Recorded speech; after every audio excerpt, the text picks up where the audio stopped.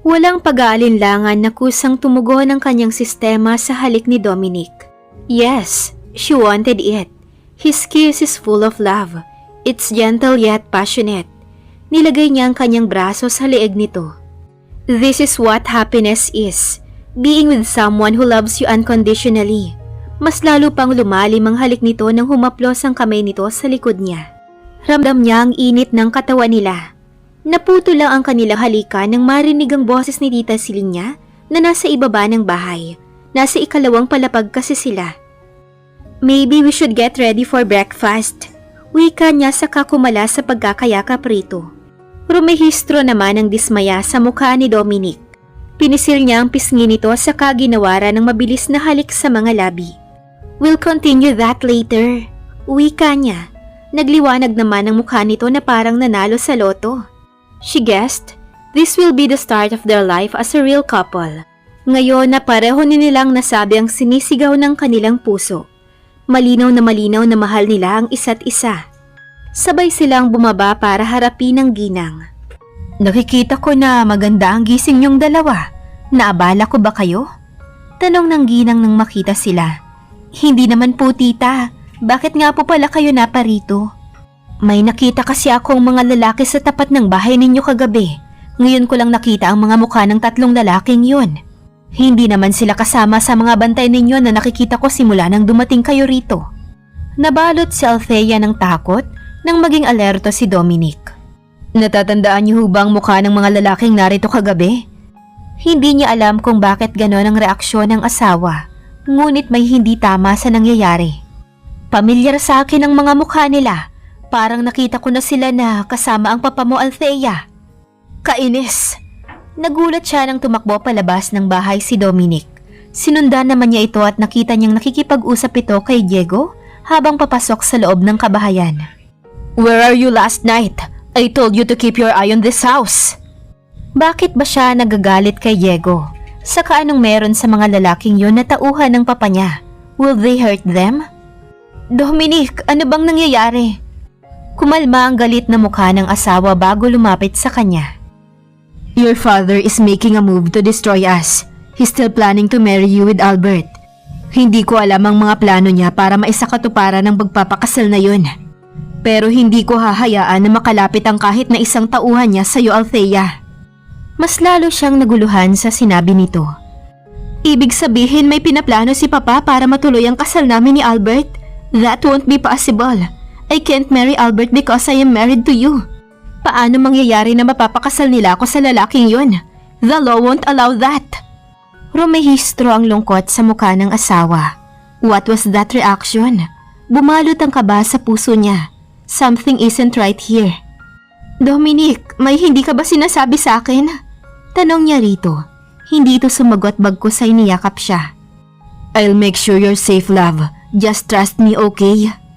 Magsasalita pa sana siya nang gawaran siya nito ng mabilis na halik sa labi, saka binalingan si Diego. Naglakad ang dalawa palayo sa kanila ni Tita Silinya. Mukhang pinag-uusapan ng mga ito ang susunod na hakbang para maging ligtas siya. Maswerte ka sa naging asawa mo, Ineng. Napaka-responsable at napakabait. Huwag mo nang pakawalan yan dahil bihira na ang katulad ng asawa mo. At huwag kang papayag na makasal sa Albert na yon. Napakasama ng ugali ng ama ng lalaking yun.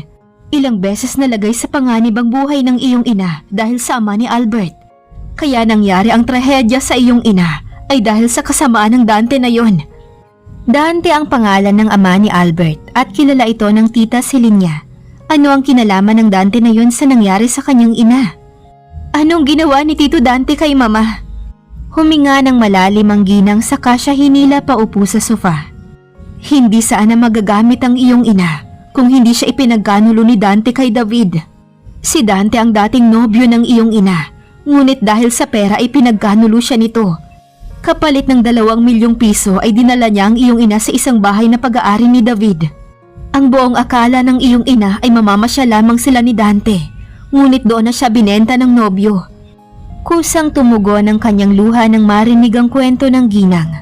Hindi nasabi ng kanyang ina ang tungkol doon.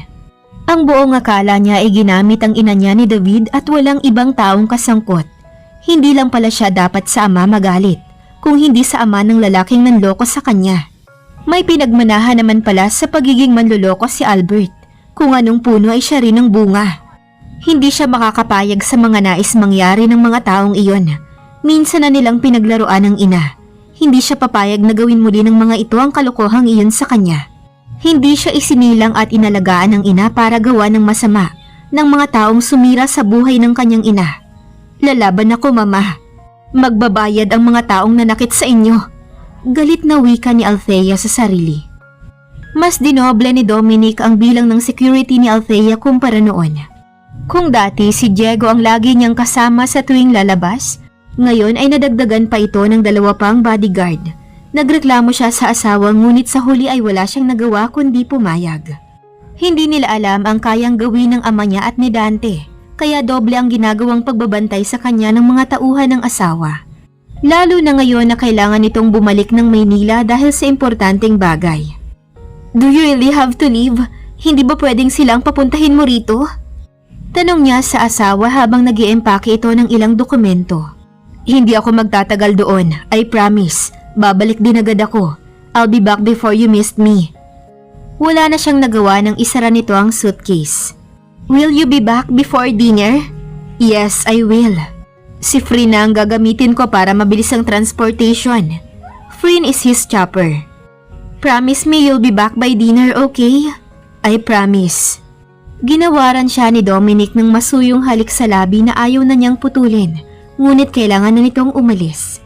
Sinundan na lamang niya ito ng tingin nang sumakay ito sa kotse patungo sa kinaroroonan ng chopper. Sinubukan na nilang bumalik ng Maynila para mas maging ligtas sila, ngunit nalaman nila na maraming tauhan si Dante at ama niya sa mga pier. Naisipan na din nilang gamitin si Frin, pero mas malaki ang tsansa na mapahamak sila, kaya naman hanggang ngayon ay nasa probinsya pa rin sila. Hindi rin siya makalabas ng bahay dahil mahigpit na bilin ni Dominic na hindi siya pwedeng lumabas, not unless kasama niya ang isang team ng security. Isang team, ibig sabihin ay mahigit 20 ang kasama niya. Mas mabuti pang manatili na lang siya sa bahay kaysa may kabuntot na 20 bodyguards. Inaliw na lamang ni Althea ang sarili sa panonood ng TV. Ilang minuto ang lumipas nang tawagin siya ni Diego. Miss Althea, may bisita po kayo. Sandy daw po. Papapasukin ko ho ba? Si Sandy? Anong kailangan ng babaeng yun sa kanya? Papasukin mo, Diego. Tumango ang lalaki at saka umalis. Nang makabalik ay kasama na nito si Sandy na lukot ang mukha. What kind of house is this? May ginto ba dito para maging mahigpit ang security? If I knew, isa lang naman na babaeng boring ang nakatira rito. Reklamo nito habang pilit na inaalis ang pagkakahawak ni Diego dito. If you continue acting like that, Diego will be forced to drag you outside of my house. Tiningnan siya ng masama ni Sandy bago ito kumalma. What do you want? Sandy smirked. I came here to tell you how the man you claim to be your husband is also the man who promised me a happily ever after. Nangunot ang noo ni Althea sa sinabi nito. You're talking nonsense, Sandy. You better leave. Alam niyang gagawin nito ang lahat para masira ang buhay na meron siya. Hindi niya alam kung bakit marami ang naiinggit sa kanya, to the point na gagawin ng lahat para masira ang buhay niya, tulad ni Sandy. No, I'm not leaving. I'm saving you, Althea. Niloloko ka lang ni Dominic. Ang totoo, siya ang dahilan kung bakit ako nakipagrelasyon kay Albert. This time, nakuha nito ang atensyon niya. Anong ibig mong sabihin? Umupo si Sandy sa couch na katapat ng inuupuan niya. Nakamasid lang naman sa kanila si Diego na alam niyang minu-minuto ay nagre-report kay Dominic. Dominic is my childhood sweetheart. Bago sila nagtungo ng mom niya sa ibang bansa para sa negosyo, ay nangako si Dominic na ako ang babaeng pakakasalan niya. Dahil nga nag-aaral pa ako at siya naman ay nagsisimula ng kanyang negosyo, we kept that promise. Not until one day he visited me in my dorm, where I started with you. He saw you. Simula noon nagbago na si Dominic. Kung dati, yearly niya ako binibisita sa dorm, naging monthly ang pagbisita niya simula nang makita ka. I thought to myself na nahulog ang loob niya sa'yo. I got mad at you kaya bilang gante, nakipaglapit ako kay Albert na napakarupok. Sinabi ko kay Dominic na kapag hindi niya pinigilan ang nararamdaman niya para sa'yo ay sasaktan kita gamit si Albert. He doesn't care. Hanggang mahulog na talaga ang loob ko kay Albert. Huminto ito para tumingin sa kanya. Nakangisi ito nang makita ang reaksyon niya. Yes, she was shocked to know that. Pero mas nasasaktan siya na nilihim ito sa kanya ng asawa. You see, hindi ako ang nagloko. It's Dominic. He had a choice not to hurt you, but he chose to love you, kaya ka nasaktan. He will only hurt you, Althea. I am just an old friend, trying to give you a warning. Umuupuan sa kahumakbang patungo sa pinto. Ngunit bago ito tuluyang umalis ay may sinabi pa ito. Everything is planned, Althea. Wika nito bago tuluyang umalis. Si Althea naman ay naiwan na nakatingin lamang sa pinto. Napatingin siya kay Diego nang kumilos ito para kunin ang cellphone. Don't you dare call him. Banta niya rito. We will talk once he come home. Umahon siya sa kinauupuan para magtungo sa silid. Sa mga nalaman niya, she wanted to breathe. Pakiramdam niya ay pinaglalaroan siya ng tadhana. Nagpalit siya ng damit sa kamuling lumabas ng silid. Agad niyang sinalubong si Diego. Aalis po kayo, Miss Althea. Yes, prepare my car. Wika niya na hindi tumitingin rito. Pero sabi po ni boss ay hindi kayo pwedeng umalis ng bahay. She turned to look at Diego. Tinignan niya ito ng masama. Sa tingin mo may pakialam pa ako sa sasabihin ng boss mo? Narinig mo ang sinabi ni Sandy kanina? Plinano lahat ito ng boss mo. Iniwan ako ng boyfriend ko dahil sa kanya. Bakit ba si Diego ang pinagbabalingan niya ng galit? Kalmado lamang si Diego na nakatingin sa kanya. Sa halip po siguro na magalit kayo kay boss ay dapat po na ipagpasalamat nyo na lang po ang nangyari. Mas gugustuhin nyo ho ba na si Albert ang mapangasawa kaysa kay boss? Napaisip siya sa sinabi ni Diego. May punto ito. Mas okay nga naman na si Dominic ang napangasawa niya dahil mabait ito. But on the other hand ay may kasalanan pa rin ito. Matagal na pala siya nitong kilala at alam nito na niloloko siya ng kaibigan at ni Albert noon. Inirapan na lamang niya si Diego sa katuluyang lumabas ng bahay. Wala nang nagawa si Diego nang sumakay siya sa kotse. Sinenyasan na lamang nito ang ibang bodyguard na sumunod sa kanila. She decided to go to a coffee shop. Dahil si Diego lang ang kilala niya sa mga bodyguards niya, ito lang din ang isinama niya sa loob ng shop. At yung iba naman ay nanatili sa labas at sinisiguro na ligtas ang lugar. May kape naman po sa bahay, Miss Althea. Bakit po dito niyo pa naisipan na uminom ng kape? Pinanlisikan niya ng tingin si Diego na agad namang tinikom ang bibig. Iba ang kape sa bahay at kape dito. Besides, gusto kong makapag-isip ng tama. Kapag nasa bahay ako, lagi kong naiisip ang mama ko. Ano po bang gumugulo sa isip mo, Miss Althea? Hindi niya sinagot ang tanong nito, sa halip ay seryoso niya itong tiningnan. Bakit niyo po ako tinitingnan ng ganyan, Miss Althea? Nginitian niya ito. Ilang taon ka nang nagtatrabaho kay Dominic, Diego? Saglit itong nag-isip. May 10 taon na po. 10 taon? Same year na sinabi ni Sandy. Anong klaseng tao si Dominic? Muling tanong niya. Sa totoo lang po, hindi ako nagsimula na bodyguard ni boss. Magkaibigan kami noong nasa kolehiyo pa lang kami. Malaki ang utang na loob ko sa kanila ng mami niya. Kung hindi dahil sa kanila, baka hindi ako nakatapos ng pag-aaral at hindi ko naiahon sa hirap ang pamilya ko.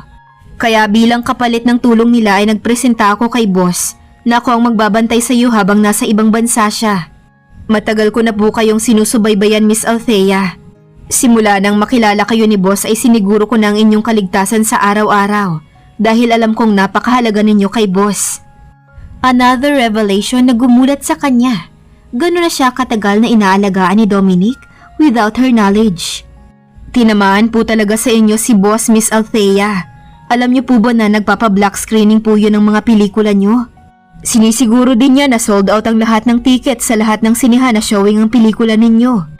Pinagbutihan ni boss ang pag-aaral para maging mahusay na negosyante. Sinabi niya minsan sa akin na gagawin niya ang lahat para maging isang bilyonaryo. Para kapag naging asawa ka na niya ay hindi ka makakaranas ng kahit na anong hirap. Magiging buhay reyna ka. At yun nga po ang ginagawa ni boss ngayon. Ikaw ang naging inspirasyon niya simula nang mawala ang mami niya. Kaya po sana wag niyong sasaktan si boss.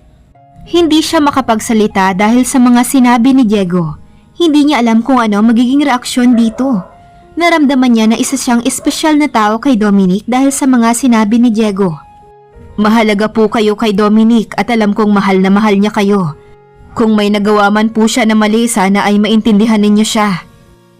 Ngayon niya napagtanto ang lahat. Matagal na siyang mahal ni Dominic at ginawa nito ang lahat upang protektahan at tulungan siya. Ganoon siya kamahal ng asawa. What did I do to deserve a man like him?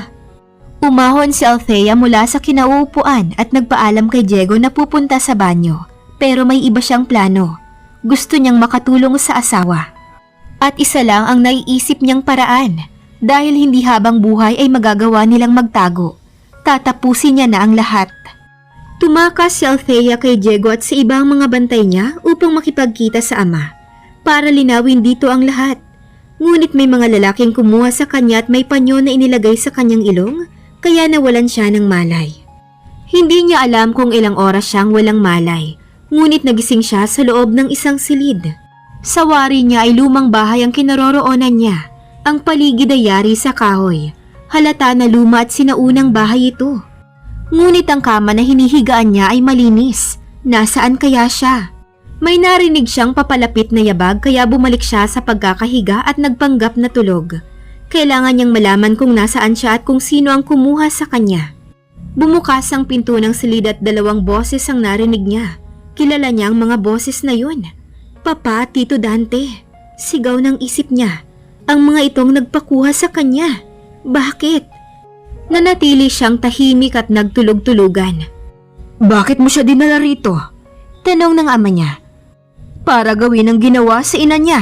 Sinabi mo na ayaw niyang pumayag na makasal sa anak ko, di ba? Kaya ito, gumawa ako ng paraan para matuloy ang ating usapan. It was her Tito Dante. Sakto, di ba? Sa lugar kung saan mo ginawa ng masama ang ina niya, ay doon din magaganap at sa anak ko naman. In that way, kapag nabuntis siya ni Albert ay wala nang magagawa ang peke niyang asawa. Baka nga kamuhian pa siya. Madali na lang sabihin sa mga tao na katulad siya ng ina niya na isang mababa. Right idea, di ba? Naikuyom ni Althea ang kamao sa mga narinig. Yun pala ang plano nila. Gagalawin siya ni Albert para mabuntis siya katulad ng ginawa nila sa mama niya. Napakasama talaga ng mga ito. Pinigil niya ang sarili na umimik dahil may mga gusto pa siyang malaman. Bakit tinawag ng Tito Dante niya na peke niyang asawa si Dominic? This is not our plan, Dante. Anak ko si Althea. Kahit sabihin mo pa na bunga siya ng kamalian ko kay Melinda ay anak ko pa rin siya. Kaya hindi ako papayag. May tuwa siyang naramdaman sa sinabi ng ama. Kahit papaano naman pala ay may halaga siya rito. David, nakakalimutan mo yata ang ating usapan. May malaking halaga kang dapat bayaran sa akin kapalit ng pagiging isang politiko mo. Tandaan mo, wala ka sa kinalalagyan mo ngayon kung hindi dahil sa pera ko. Hindi mo nabayaran sa napagkasunduan nating petsa, kaya anak mo ang magiging kabayaran. Nanginig siya sa takot nang marinig yun. Ipinagkanulo siya ng sariling ama. Hindi niya napigilang impit na maiyak. Ilang araw lang ang hinihiling kong palugit sa iyo, Dante. Mababayaran kita. Babayaran ka ng asawa niyang si Dominic. Napahinto siya sa pag-iyak. Si Dominic ang tinutukoy ng ama na magbabayad ng utang nito kay Dante. Anong kinalaman ni Dominic dito? Ang pekeng asawa ng anak mo ang magbabayad ng mga utang mo? Tumawa ito ng malakas na parang nakakaasar. David, nagka-amnesia ka na ba? Paanong magiging asawa yon ng anak mo? Hindi mo ba alam na kailangan ng birth certificate sa kasal? Anong birth certificate ang gagamitin ng anak mo? Di ba nga hindi mo siya ipinarehistro bilang anak mo? You even asked me to produce a fake certificate para lang mapaniwala si Althea na isa siyang Molina. Paano siya ikakasal sa ilakad na yon kung birth certificate ay wala siya? Mag-isip ka nga, David. Narinig niya itong naglakad sa kinaroroonan niya. This woman will be my son's woman tomorrow. Dante, huwag ang anak ko. Kung kinakailangan na ibenta ko ang lahat ng aking mga ari-arian para mabayaran ka ay gagawin ko. Huwag mo lang gawing miserable ang buhay ng anak ko. Papa, wika ng isip ng dalaga. Gusto niyang yakapin ng ama dahil ngayon niya naramdaman ang pagmamahal nito. Miserable? Hindi ba't miserable naman ang buhay niya simula nang mapunta siya sa poder mo? I still remember how your family humiliate her in front of people, but you as her father didn't do anything to protect her. Kaya nga bumabawi ako ngayon. Napapitlag siya ng sumigaw ang ama. Sobra na ang hirap na pinagdaanan ng anak ko. Naghirap ng mama niya ng dahil sa akin, kaya kahit sa anak man lang niya ay makabawi ako. Pinagsisisihan ko na ang nagawa ko kay Melinda, kaya ayoko na maranasan pa ni Althea ang miserableng buhay na yun. Kaya Dante, pakawalan mo na ang anak ko. Narinig niya ang pagkabasag ng bote. Hindi niya makita ng malinaw kung anong nangyayari dahil sa pagtutulog-tulugan niya. Huli na ang lahat sa pagsisisi mo, David. Parating na si Albert para tapusin ang ating usapan. Pagkatapos ng araw na ito, pagising mo kinabukasan wala ka ng utang na loob sa akin. Nakakaasar itong tumawa kasabay ng papalayong mga yabag nito. Patawarin mo ako, anak. Huling mga salitang narinig niya sa ama bago ito tuluyang umalis at lisanin ng silid. Nang masigurong wala na ang dalawa, ibumalikwas siya ng bangon. Kailangan niyang makatakas sa lugar na yun. Hindi siya makakapayag na gamitin siya ng Albert na yun katulad ng ginawa ng ama niya sa kanyang mama.